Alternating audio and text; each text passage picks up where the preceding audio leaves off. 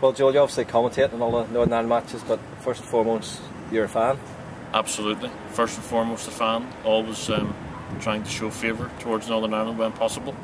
And I remember, I'd say my first game was probably, I think it was '89, and it was a friendly game here, came to see, and the one player that always sticks in my mind, I don't know whether it was because his surname wasn't sort of average that you wouldn't have heard too many times, was Stephen Penny. Stephen Penny played that game. It was a friendly against Chile. I think Northern Ireland lost 1-0 sadly, but that prepared me for the many disappointments that would come in the future.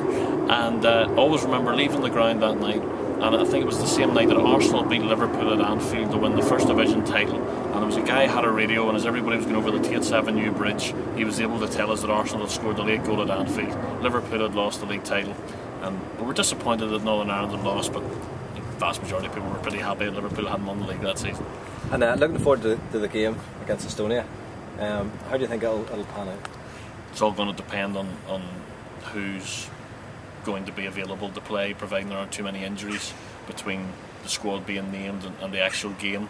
And if we have people who can grab us a goal, it's always the difficult part of the game, scoring goals. It's been frustrating in recent matches.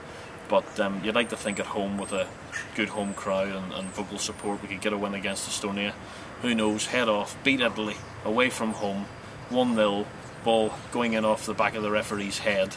Serbia get the results that we need, and we squeak through and qualify, and then we all wake up the following morning and realise it's all been a dream. We've been left in the lurch yet again, disappointed, watching European Championships without any involvement. But who knows? Let's be positive.